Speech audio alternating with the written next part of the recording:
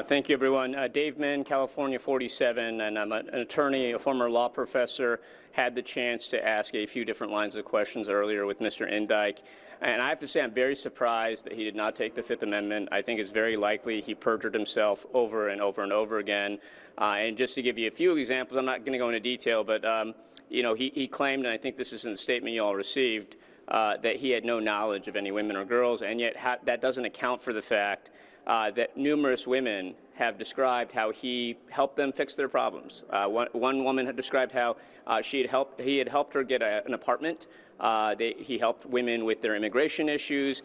He reportedly told a number of women not to talk to police when the police started investigating Epstein.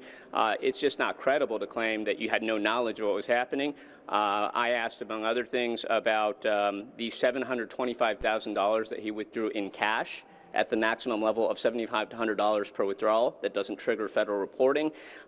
He couldn't describe what that was for, just kind of, again, claim no knowledge, and don't want to get into the details. You'll read the transcript, but this is just not credible. What is also really something that is incredible is that the FBI and Department of Justice had never interviewed Mr. Indyke or Mr. Khan, even those people were central figures in the Epstein files and the scandal around the rapes, the human trafficking, and all that. And I just want to applaud Robert, Jasmine, Summer Lee, who's not here with us, because it's under their leadership that we are moving forward right now. And I think what has become crystal clear over the course of these last few depositions is that these people are going to lie to us over and over and over.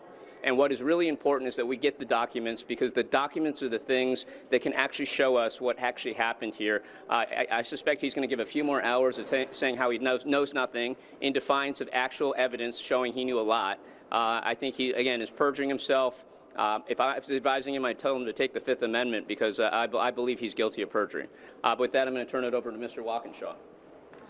Thank you, James Walkinshaw, Virginia's 11th District. Look, Jeffrey Epstein's sex trafficking operation would not have been possible without Mr. Indyke's services.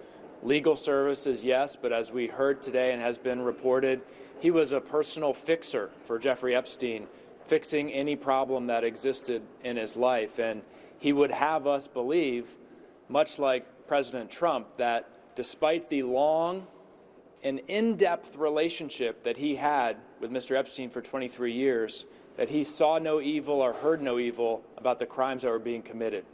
Personally, after 2 hours of hearing that, I find it very hard to believe. He claims they had no personal friendship or relationship and it was all business. Yet, we know that Jeffrey Epstein paid Mr. Indyke nearly $45 million over the time that he worked for him. On top of that, Epstein's will leaves Indyke $50 million. Hard to believe they didn't have a personal relationship or friendship when he was paid $95 million for legal services. I don't buy it. This cover-up needs to end. Attorney General Bondi needs to follow the law. She said she'll follow the law. The law is clear. Comply with the subpoena, show up on April 14th, answer questions under oath.